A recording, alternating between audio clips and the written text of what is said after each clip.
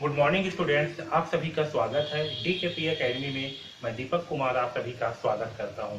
आज की इस वीडियो में हम प्रश्नावली 8.1 के सारे प्रश्नों को हल करेंगे। ओके, तो चलिए स्टार्ट करते हैं। देखिए सबसे पहला प्रश्न क्या है। सबसे पहला प्रश्न है, करीम भारतीय स्टेट बैंक में 150 रुपये प्रति माह की दर से 2 वर्ष तक आवर्ती जमा खाता में निवेश करता है। यदि ब्याज की दर 5% वार्षिक हो तो 2 वर्ष बाद कितनी धनराशि बैंक द्वारा भुगतान की जाएगी। ओके, तो निखिल क्या कर रहा है, सॉरी करीम क्या कर रहा है। करीम जो है 150 रुपये प्रति माह की दर से 2 वर्ष के लिए आवर्ती जमा खाता में जो है निवेश कर रहा है। ओके, इसके ब्याज की दर कितना दिया है, 5% दिया हुआ है। तो हमें बताना है कि 2 वर्ष बाद निखिल को, करीम को बैंक के द्वारा कितनी धनराशि दी जाएगी। ओके, तो चलिए इसे हल करते हैं।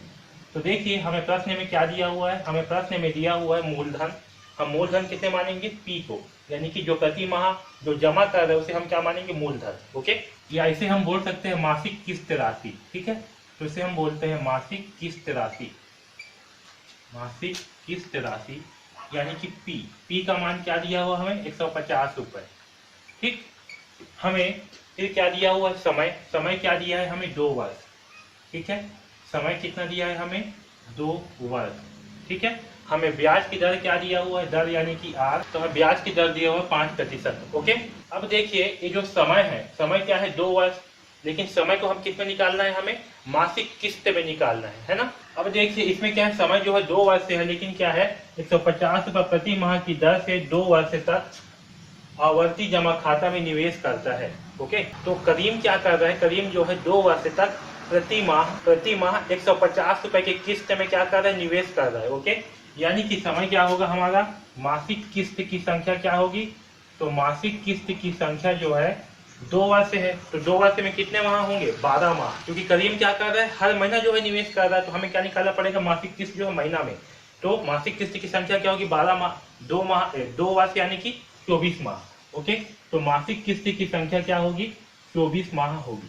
ठीक है, तो यहाँ लिख रहा हूँ मासिक किस्त बराबर 24 माह। ओके, अब चलिए इसे हल करते हैं। तो देखिए ये जो आवर्ती जमा खाता होता है, इसके लिए ब्याज का फार्मूला क्या होता है, तो आवर्ती ब्याज लिख देता हूँ मैं यहाँ पर। आवर्ती ब्याज बराबर होता है P इंटू आर बटे 100 इंटू 1/12। ओके, फिर कोष्टक में n इंटू n+1/2।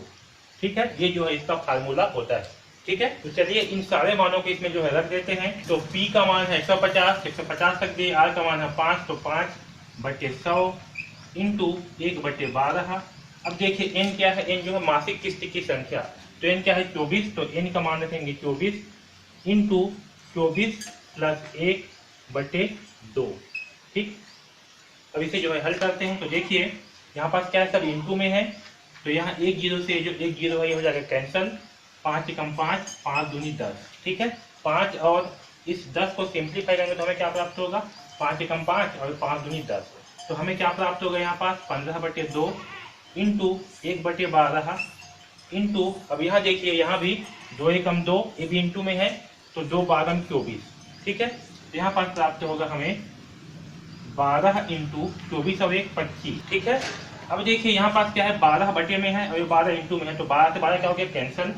तो यहाँ पास हमें प्राप्त होगा 15 इंटू 25 बटे, अब देखिए 15 इंटू 25 का मान क्या होगा, तो 5 पंचे 25 की 5, हाथी लाएगा 2, 5 दूनी 10 और 2 12।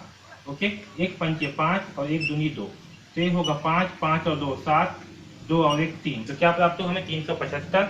इस 375 को जो है 2 से भाग कर, 375 को जो है 2 से भाग करने पर कितना आएगा, 2 एकम 2। ठीक है, यहाँ 1 बचेगा, यहाँ 7 उतारेंगे, 2 8 16। ठीक है, 1 बचेगा, इस 5 को उतारेंगे, 2 7 14। ठीक, यहाँ 1 बचेगा, दशमलव लगाएंगे तो जाएगा 0, 2 पंचे 10, तो हमें प्राप्त होगा 187.5।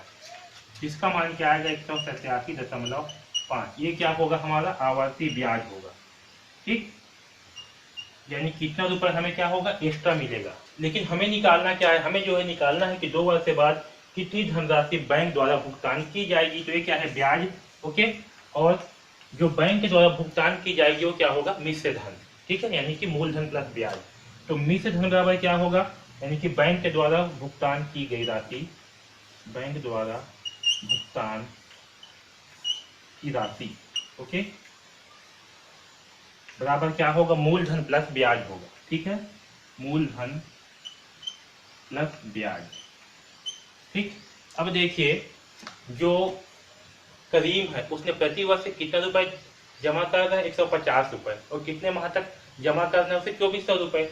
ओके, तो देखिए यहाँ पर जो मूलधन की राशि होगा वो क्या होगा, यहाँ पर जो मूलधन की राशि होगा वो होगा मूलधन बराबर, क्योंकि 24 माह तक कितने रुपए जमा कर रहे हैं, 150 रुपए, तो ये होगा 150 इंटू 24। ओके, और 150 इंटू 24 का मान क्या होगा, यहाँ पास मैं करता हूँ 150 इंटू 24, तो यहाँ से होगा 4 शून्य शून्य, 4 पंचे 20 की शून्य हासिल आएगा 2, 4 एकम 4 और 4 और 2 होगा 6।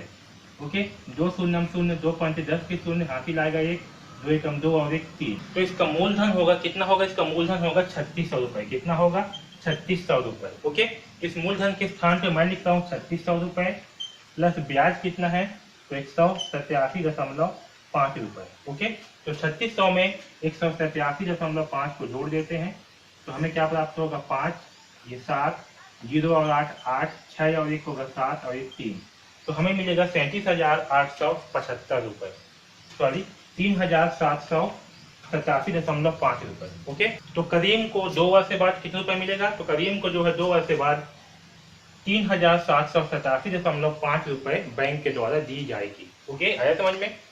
तो इस प्रकार से जो है हम प्रश्न क्रमांक 1 को हल करेंगे। आपको ये फार्मूला याद होना जरूरी है, तभी जो है प्रश्न बन पाएंगे। ओके, तो इस वीडियो में बस इतना ही। धन्यवाद।